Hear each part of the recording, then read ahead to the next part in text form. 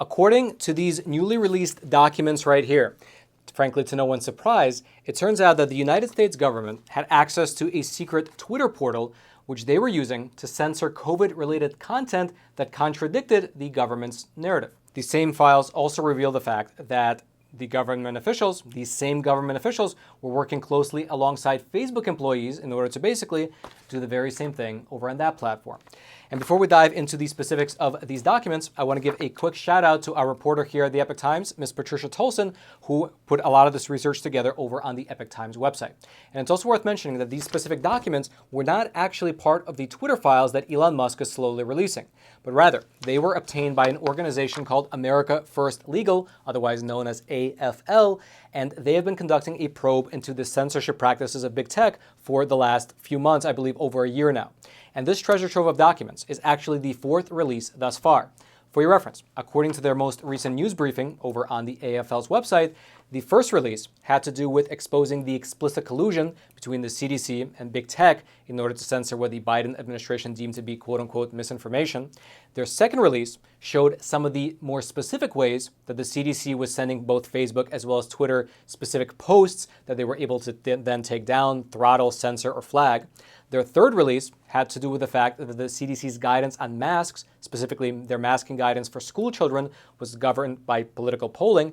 And then now, their fourth release of documents, as I mentioned just a moment ago, well, this new set of documents exposes, among several other things, a secret Twitter portal which U.S. government officials were using to censor dissenting views regarding COVID. Specifically, what these documents show is that the CDC was actively collaborating with UNICEF, the World Health Organization, as well as a company called Mafindo to mitigate so-called disinformation. And for your reference, Mafindo is a Facebook third-party fact-checking partner based out in Indonesia. They are funded by Google, and in the past, they've been known to have censored keyword searches for things like coronavirus, COVID-19, as well as blocking information regarding the adverse reactions caused by the vaccines. And they were the ones who the CDC officials were collaborating with in order to censor people on Twitter. Now, let's go through some of the specifics of the secret portal, what it actually was, and the best way to do that, I believe, is to go through a short timeline of events. According to these documents, on March 10th of 2021, an email was sent from a Facebook employee who was in charge of U.S. public policy, and this email was sent to several employees over at the CDC. And interestingly, this email referenced Facebook's giant, quote, weekly sync with the CDC, and how the CDC was supposed to, quote, invite other agencies as needed. Then, about 2 weeks later, on March 24th of 2021, another email was sent from that same Facebook employee to the CDC employees, and it said this, quote, this is my regular Facebook meeting, and they would like to discuss 2 misinformation topics, as well as misinformation that was removed. Then, about 6 weeks later, on May 10th of 2021, a Twitter employee, notice now that it's Twitter, not Facebook, a Twitter employee recommended to a CDC official that she enroll in Twitter's partner support portal, which he described as, quote, the best way to get a spreadsheet like this reviewed. Most likely referring to a spreadsheet of Twitter posts that the CDC official wanted to have reviewed in regards to misinformation. Then on the very next day, on May 11th of 2021, that same CDC official enrolled her personal Twitter account into Twitter's partner support portal, which allows, quote, special expedited reporting flow in the Twitter Help Center. And right there, the CDC official, a government official, joined the secret Twitter back channel for easily reporting and essentially taking down what the government deems to be misinformation. Then, about 8 days later, Facebook released their community standards manual, which revealed how Facebook works alongside lawmakers, lawyers, as well as what they refer to as human rights activists in developing policies in achieving their goal of, quote, bringing 50 million people a step closer to vaccinations while also, quote, combating COVID-19 and vaccine misinformation and overcoming global challenges in vaccination. That very same manual, by the way, also listed some of the methods that Facebook was using to achieve this particular goal, including, quote, removing false information that has been debunked by public health experts, rejecting ads that violate their policies, including ads that discourage vaccination, as well as reducing the distribution of misleading claims rated by the independent fact checkers. Then, according to these documents, the types of posts that Facebook would delete, which the CDC or any other public health authority deemed to be false, included the following. Claims that COVID is no more dangerous than the common flu or common cold. Claims that COVID cannot be transmitted in certain climates, weather conditions, or locations. Claims that, for the average person, something can guarantee prevention from getting COVID or can guarantee recovery from COVID before such a cure or prevention has been approved by the government. Claims that COVID tests cause cancer. claims about the availability or existence of COVID vaccines, claims about the safety or serious side effects of COVID vaccines, claims about the efficacy of COVID vaccines, claims about how the COVID vaccine was developed or its ingredients, claims involving conspiracy theories about COVID vaccines or vaccine programs. Then, using those relatively vague criteria, content deemed to have been quote-unquote debunked included, among many other things, that vaccines cause the person to be more likely to get the disease, that natural immunity is safer than vaccine-acquired immunity, and that vaccines are not effective to prevent the disease that they are purported to protect against. And if a person was deemed to be a repeat offender, meaning that they were repeatedly caught posting such things online, well, they would face restrictions, quote, including, but not limited to, reduced distribution, removal from recommendations, or removal from the site altogether. According to these documents, Facebook then boasted about the fact that they removed over 16 million posts across both Facebook and Instagram that supposedly, well, violated these policies. And it's really worth mentioning that while some of Facebook's restrictions do seem to be somewhat reasonable, a lot of other content that was restricted as well as punished was actually true, even though it went against the prevailing government narrative. These are claims such as vaccines don't prevent transmission, claims that there are in fact adverse events connected to the vaccines, and claims that vaccinated people can still contract COVID despite being vaccinated. Now today, in 2022, of course, all these claims are known to be true by almost everyone. However, before they were widely known to be true, well, people were getting kicked off these platforms for daring to talk about them. And as I'm sure you're aware yourself, some of these fact checks were completely ridiculous. I mentioned this a little while ago, but here was a post that I myself uploaded to Instagram about a month and a half ago, which, by the way, if you want to find me on Instagram, my handle is epictimesroman.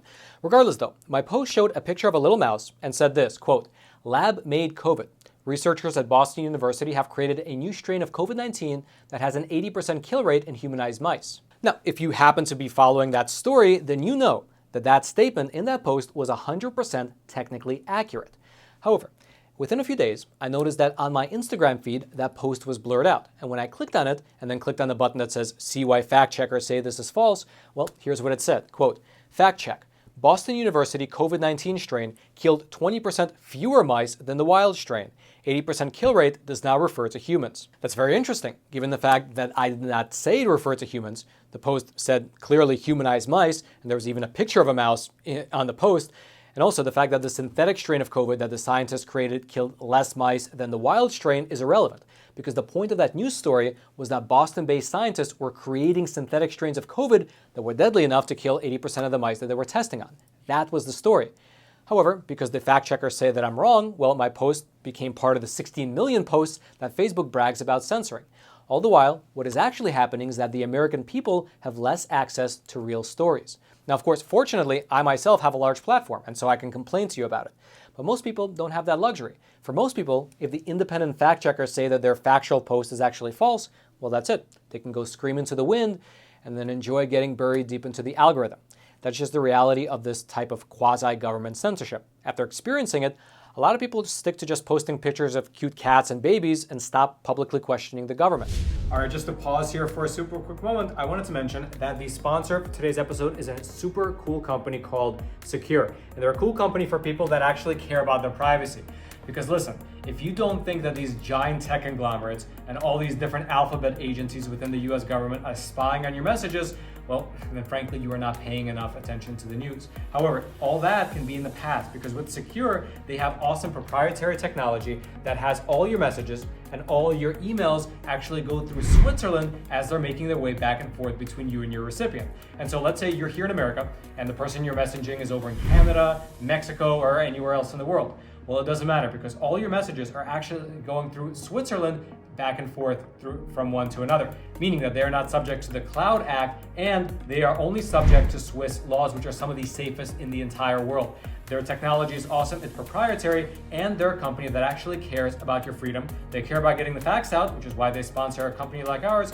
And best of all, they are offering a 25% off deal for our viewers, for the viewers of Facts Matter. So head on over to Sekur.com and use promo code Roman to get 25% off. And the rates are not even that expensive to start with. It's only $5 for the messenger and $10 for the email and messenger combo. And they even offer a 7-day free trial. So again, head on over to Sekur.com, use promo code Roman, save some money, and support an awesome sponsor.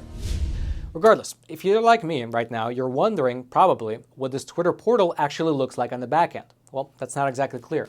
In these documents, the Twitter employee and the CDC official only allude to this portal and therefore acknowledge tacitly its existence.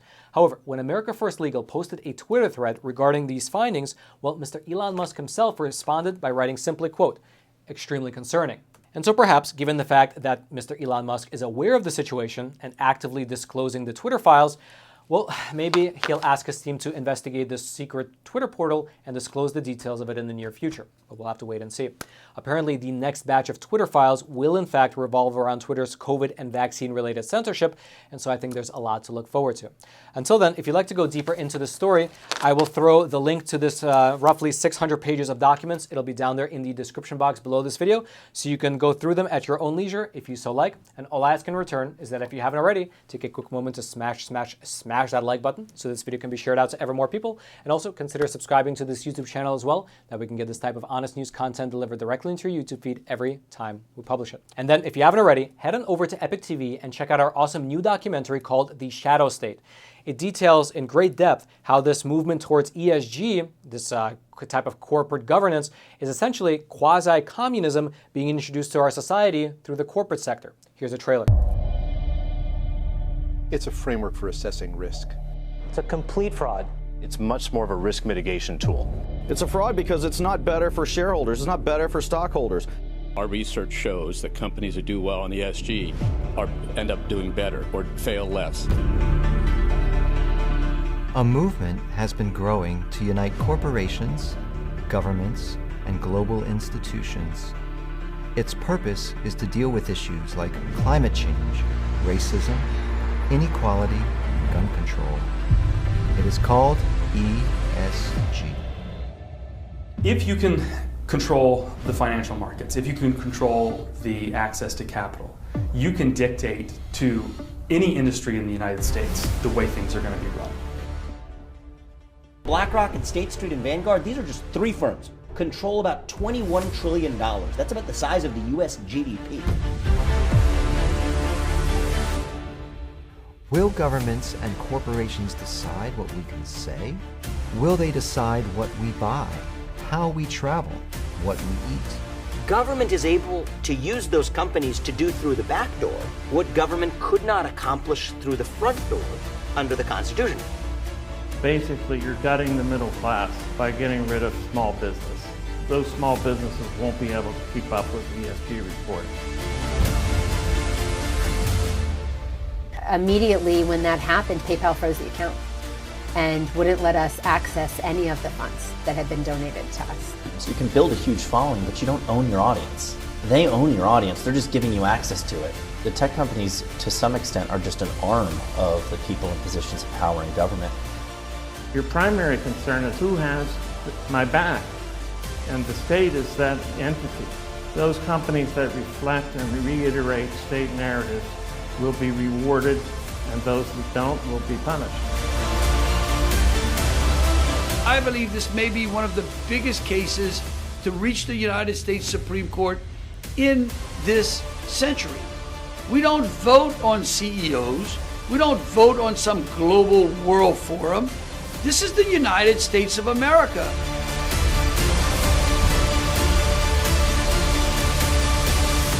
A year ago, I was very pessimistic. I didn't think people were going to catch on to this. Turns out it's not. Turns out I was wrong.